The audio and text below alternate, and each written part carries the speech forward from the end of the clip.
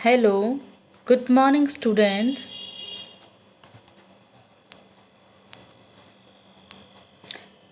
Class 6th, Subject Hindi, Half Yearly Examination 2020-21. Revision Part 3rd, प्रतिभा हिंदी पाठमाला से। बच्चों, हम लोग हाफ ईयरली के लिए रिवीजन पार्ट 3rd आज हम देखेंगे। यह हमारी पाठ्य पुस्तक प्रतिभा हिंदी पाठमाला से है। आज हम रिवीजन पार्ट 8 अंधेर नगरी नाटक का करेंगे कि इस पाठ के जो लेखक हैं वह हैं भारतेंदु हरिश्चंद्र जी।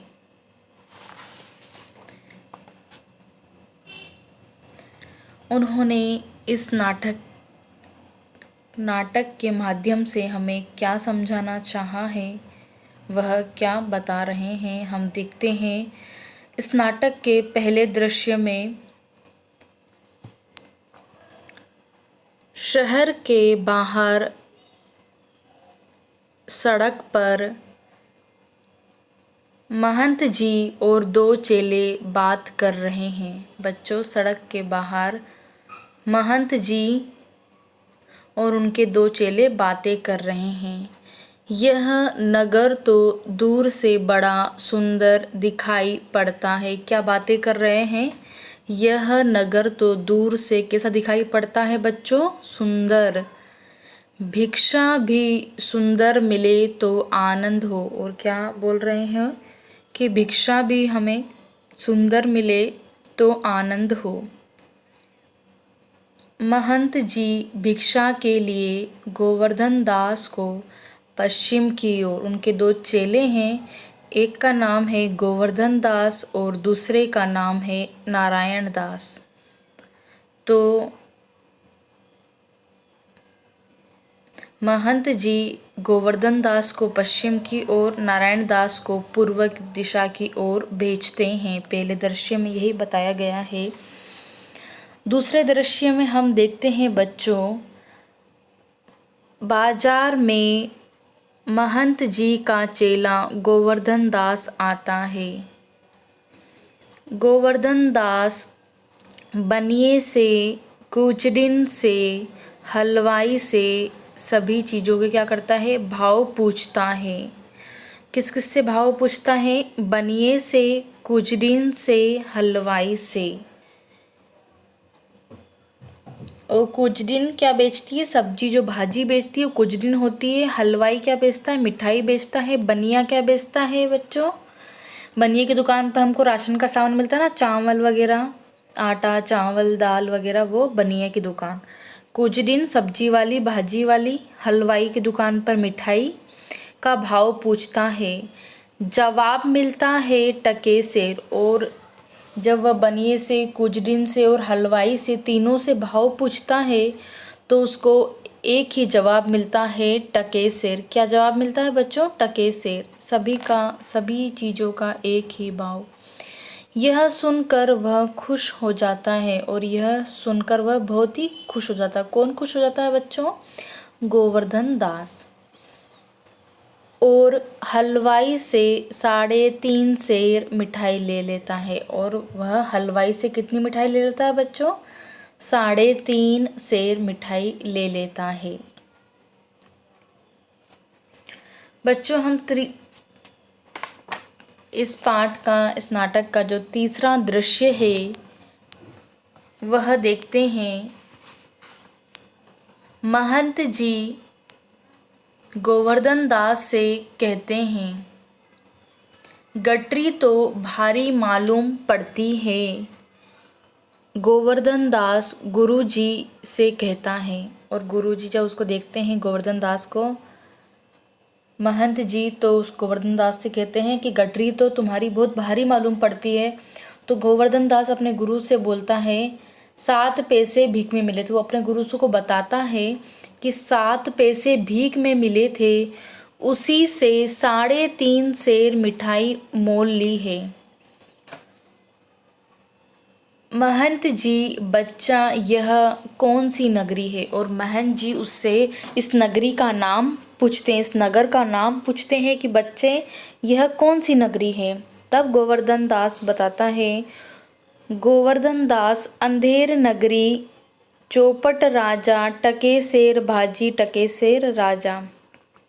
और गोवर्धन दास उसको बताता है कि इस नगरी का नाम है अंधेर नगरी, चौपट राजा, टके शेर भाजी, टके शेर खाजा, कि सभी भाजी भी टके शेर है और खाजा भी टके शेर है। महंत जी कहते हैं ऐसी नगरी में रहना सही नहीं है। और महंत जी अपने चेले गोवर्धन दास से कहते हैं कि ऐसी नगरी में रहना सही नहीं है, लेकिन गोवर्धन दास इसी शहर में रहना चाहता है और गोवर्धन दास है वह इसी शहर में रहना चाहता है और जाने से मना करता है। और जाने से क्या करता है बच्चों? मना करता है। बच्चों हम चौथा दृश्य है इस नाटक का, हम देखते हैं राजसभा में राजा, मंत्री और सभी नौकर यथास्थान बैठे हैं। और चौथे दृश्य में हम देखते हैं कि राज्यसभा में राजा, मंत्री और सभी नौकर अपने स्थान पर यथास्थान बैठे हैं। तभी फरियादी का प्रवेश होता है। और तभी क्या होता है? फरियादी का प्रवेश होता है और वह राजा से कहता है, महाराज कल्लू बनिए की दीवार गिर पड़ी। और क्या बोलता है फरियादी? महाराज कल्लू बनिए की दीवार गिर पड़ी, सो मेरी बकरी उसके नीचे दब गई। और वो बताता है कल्लू बनिए की दीवार नीचे गिर पड़ी, सो मेरी बकरी उसके नीचे दब गई, महाराज न्याय हो। राजा कहते हैं कि कल्लू बनिया को पकड़ लाओ। और महाराज फिर क्या बोलते हैं कि कल्लू बनिए को पकड़ लाओ। नौकर बनिए को पकड़ लाते हैं और नौकर क्या करते हैं? बनिए को पकड़ लेकर आते हैं। बनिए का क्या नाम है? कल्लू बनिया। क्या नाम है बच्चों बनिए का? कल्लू बनिया। बनिया कहता है, महाराज मेरा कुछ दोष नहीं। इसी प्रकार बनिया कारीगर पर। और फिर बनिया क्या बोलता है? महाराज मेरा इसमें कोई दोष नहीं है।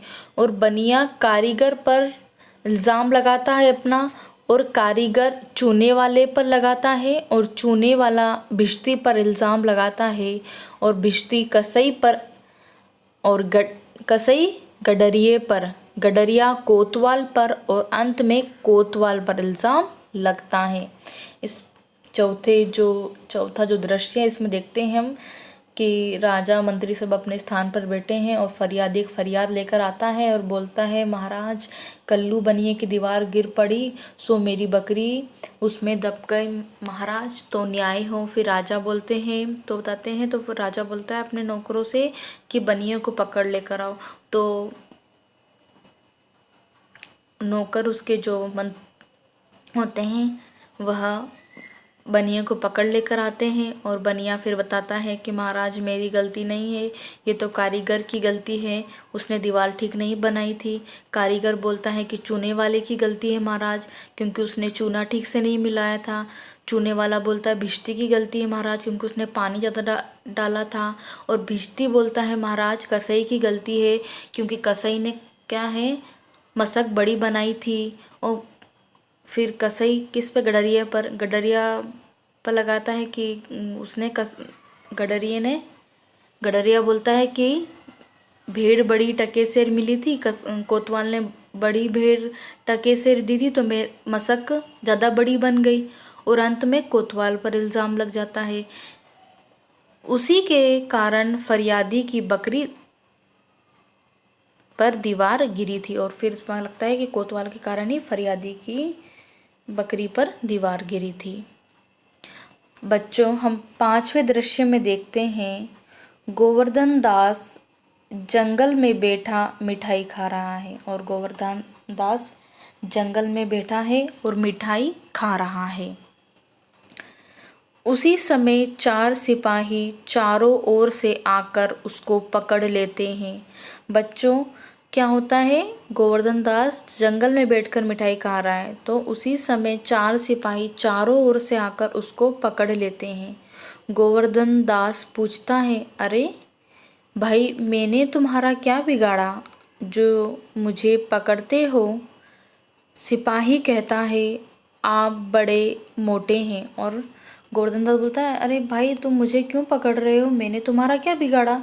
सिपाही कहता है, आप बड़े मोटे हैं इसलिए फांसी लगेगी। और सिपाही क्या बोलता है, आप बड़े मोटे हैं इसलिए फांसी लगेगी। तो गोवर्धन दास कहता है, मोटे होने से फांसी, यह कहाँ का न्याय है? और गोवर्धन दास क्या बोलता है, मोटे होने से फांसी, यह कहाँ का न्याय है? और बात क्या है? वो पूछता है कि ये कौन सा न्याय है कि मोटे होने से भी फांसी लगती है? तो बात, सच्चाई जो बात है वो बताओ, क्या है भाई बात? तो सिपाही कहता है, बात यह है कि कल कोतवाल को फांसी का हुक्म हुआ था। क्या बोलता है वो? कल कोतवाल को फांसी का हुक्म हुआ था। जब फांसी देने को उसे ले गए तो फांसी का फंदा बड़ा निकला। और जब उसे फांसी देने के लिए लेकर गए तो क्या हुआ? फांसी का फंदा बड़ा निकला, क्योंकि कोतवाल साहब दुबले हैं। और वो क्या बताता है कि कोतवाल साहब दुबले हैं। इस पर हुक्म हुआ कि एक मोटा आदमी पकड़कर फांसी दे दो। और उसके बाद क्या हुक्म हुआ कि कोतवाल साहब तो पतले निकल गए, लेकिन अब कोई किसी इस प्रकार, इसके बाद क्या हुक्म हुआ कि एक मोटा आदमी पकड़ो और उसे फांसी दे दो, क्योंकि बकरी के मरने के अपराध में किसी ना किसी को तो सज़ा देना जरूरी है। और क्या बोलते हैं, बकरी के मरने के अपराध में किसी ना किसी को तो सज़ा देना जरूरी है, नहीं तो सच्चा न्याय नहीं होगा। राजा क्या बोलते हैं, अगर हम किसी को सज़ा नहीं देंगे तो सच्चा न्याय नहीं होगा, तो किसी ना किसी को तो फांसी देनी है। इसलिए वो लोग क्या करते हैं, गोवर्धन दास को पकड़ लेते हैं। बच्चों, इस नाटक का अंधेर नगरी, इसका हम छठा दृश्य देखेंगे। गोवर्धन दास को फांसी पर चढ़ाया जा रहा है। अब क्या होता है छठे दृश्य में, गोवर्धन दास को फांसी पर चढ़ाया जा रहा है। गोवर्धन दास सोचता है, मैंने गुरुजी का कहना न माना, उसी का फल है। और गोवर्धन दास को जब फांसी पर चढ़ाया जा रहा है तो वह बोलता है, मैंने गुरुजी का कहना न माना, उसी का फल है। वह गुरुजी को पुकारता है और गुरुजी वहाँ आ जाते हैं। और क्या होता है, जब गोवर्धन दास को फांसी पर चढ़ाया जाता है तो वह गुरुजी को पुकारता है और गुरुजी वहाँ आ जाते हैं। गोवर्धन दास गुरुजी से कहता है, और गोवर्धन दास क्या करता है, गुरुजी से कहता है, दीवार के नीचे बकरी दब गई जिसके लिए मुझे फांसी दी जा रही है। और वो क्या बोलता है, दीवार के नीचे बकरी दब गई और उसके लिए मुझे फांसी दी जा रही है।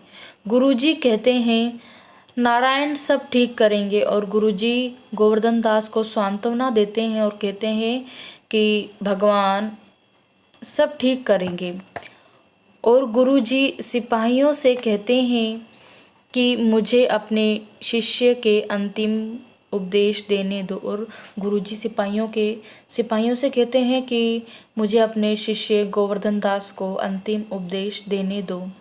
गुरुजी गोवर्धन दास के कान में कुछ कहते हैं, और गुरुजी गोवर्धन दास के कान में कुछ कहते हैं। फिर गुरु और चेला दोनों फांसी पर चढ़ना चाहते हैं, और दोनों के बीच में बातें होती। गुरुजी गोवर्धन दास के कान में कुछ कहते हैं और फिर दोनों, गुरु और चेला दोनों ही फांसी पर चढ़ना चाहते हैं। जब दोनों ही, गुरु और चेला दोनों ही फांसी के लिए बोलते हैं, हम चढ़ेंगे हम चढ़ेंगे, तो यह देखकर सिपाही, यह क्या गोलमाल है। और यह देखकर कि गुरु और चेला दोनों ही बोल रहे हैं कि हम चढ़ेंगे, तो यह क्या गोलमाल है। तब गुरुजी कहते हैं कि इस समय ऐसी शुभ घड़ी है कि जो मरेगा सीधा स्वर्ग जाएगा। और क्या बोलते हैं कि इस समय, जो समय है, ऐसी शुभ घड़ी है कि जो मरेगा सीधा स्वर्ग जाएगा। फिर सिपाही मंत्री व कोतवाल कहते हैं, फिर क्या होता है, सिपाही मंत्री व कोतवाल कहते हैं कि हम लटकेंगे। और जब उनको गुरु बताते हैं कि इस समय ऐसी शुभ घड़ी है, जो मरेगा सीधा स्वर्ग जाएगा, तो फिर क्या होता है, सिपाही मंत्री कोतवाल सबके सब कहते हैं कि हम लटकेंगे, हम लटकेंगे। तभी राजा कहता है, तभी क्या होता है, राजा कहता है चुप रहो सब लोग। और राजा क्या कहता है, चुप रहो सब लोग, राजा के जीते जी कौन स्वर्ग जा सकता है।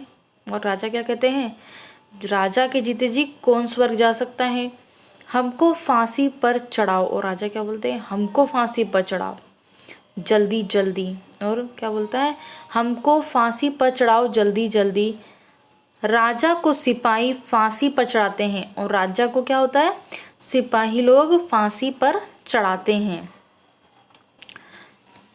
इस नाटक में हमको बहुत ही अच्छा सीखने को मिला कि किस प्रकार से वहाँ का वातावरण है, वहाँ की का जो सभी चीज़ों का भाव है, वह टके शेर है। और गोवर्धन दास को ये सब अच्छा लगता है और वो वहीं रुक जाता है, लेकिन उसके गुरु उसको मना करते हैं कि वहाँ मत रुको, क्योंकि ये नगर जहाँ पर न्याय और अन्याय में अंतर ना हो, जहाँ सभी चीज़ों का भाव समान हो, ऐसी जगह रहना उचित नहीं है। लेकिन गोवर्धन दास लालच में आकर वहीं रुक जाता है और फिर उसको सिपाही पकड़ लेते हैं और उसको फांसी पर चढ़ाते हैं। तब गोवर्धन दास अपने गुरु की याद करता है और बोलता है कि मैंने गुरु का कहना नहीं माना, इसी के कारण आज मुझे ये सब मिल रहा है, ये परेशानी उठाना पड़ रहा है, मैं लालच किया इस कारण मुझको ये सब हो रहा है। फिर अंत में हम देखते हैं कि जब गुरु आते हैं तो वो गोवर्धन दास के कान में कुछ कहते हैं और बोलते हैं कि ये ऐसी शुभ घड़ी है, जो मरेगा सीधे स्वर्ग जाएगा। तो ये सब सोच कर राजा, सिपाही, मंत्री और कोतवाल कहते हैं कि हम लटकेंगे फांसी पर। और अंत में फिर राजा कहता है कि सब मेरे होते हुए, राजा के होते हुए तुम लोग कैसे लटकोगे, मैं लटकूंगा। और अंत में राजा को फांसी पर चढ़ाया जाता है, राजा को सिपाही फांसी पर चढ़ा देते हैं। तो इस कहानी से हमको क्या शिक्षा मिलती है बच्चों, अनुभव और समझ। अनुभव, क्योंकि गुरु को अनुभव था, उन्होंने इतना टाइम से सब वातावरण देखा हुआ था, तो उनको पता चल रहा था कि ये शहर है, इसकी चमक दमक से तो अच्छा लग रहा है, लेकिन अंदर का जो वातावरण है वो ठीक नहीं है। जहाँ पर न्याय अन्याय में भेद ना हो, जहाँ पर इस प्रकार का वातावरण हो, सभी चीज़ों का भाव समान हो, वहाँ रहना उचित नहीं होता है। और लालच बुरी बला। और जिस प्रकार गोवर्धन दास ने लालच किया तो उसका इस बात का फल भी उठाना पड़ा, क्योंकि उसको फांसी मिल रही थी, उसको बिना बात के फांसी पर चढ़ाया जा रहा था। तो लालच नहीं करना चाहिए। यथा राजा तथा प्रजा, और जैसा राजा होगा प्रजा भी वैसी ही रहेगी। तो बच्चों, आप लोग इस कहानी को मैंने छोटे छोटे दृश्यों के रूप में, नाटक के रूप में आपके सामने प्रस्तुत किया है। आप लोग अपनी बुक में से इसको और अच्छे से पढ़िए और अपने हाफ ईयरली एग्ज़ाम के लिए अच्छे से तैयारी करिए। आपको अपना जो एग्ज़ाम है हाफ ईयरली, उसका इंस्ट्रक्शन मिल गया होगा कि आपके एग्ज़ाम किस प्रकार हो रहे हैं। थोड़ा चेंजेस आया है एग्ज़ाम के उसमें पैटर्न में, तो आप लोग को मैम ने, आपके टीचर्स ने, क्लास टीचर्स ने आपको बताया होगा। आपको, मैं आशा करती हूँ आपको अच्छे समझ में आ गया होगा कि किस प्रकार से आपके 10 क्वेश्चन MCQ रहेंगे। उसके बाद 10 क्वेश्चन वन वर्ड के रहेंगे, एक शब्द में उत्तर दो। उसके बाद रहेगा आपका फिल इन द ब्लैंक्स, रेगिस्तान की पूर्ति कीजिए।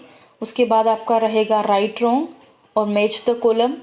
फिर लघु उत्तर रहेंगे आपके। फिर आपका रहेगा कोई ग्रामर पोर्शन से लेखन कौशल, जो भी आपका रहेगा। इस प्रकार से आपके हाफ ईयरली जो एग्ज़ाम रहेंगे वो 50 मार्क्स के रहेंगे। ये पैटर्न आपको चेंज कर दिया गया है, क्योंकि नेट का कुछ प्रॉब्लम हो रहा था, अपलोडिंग होने में टाइम लग रहा था, तो इस वजह से थोड़ा पैटर्न चेंज कर दिया गया है। तो आप लोग पेपर करते समय बच्चों बहुत ही ध्यान से और अच्छे से करिए। और पेपर टाइप करते समय, लिखते समय जो वन वर्ड आंसर रहेंगे उसका भी ध्यान रखिए। मात्राओं की गलती मत कीजिए बच्चों। फ़ोटो क्लिक कर रहे हैं तो उसका भी ध्यान दीजिए। फ़ोटो क्लियर आनी चाहिए, आपकी क्लियर फ़ोटो होनी चाहिए, क्लीन एंड क्लियर होनी चाहिए फ़ोटो, ताकि हमको आंसर चेक करने में परेशानी ना हो। Thank you students.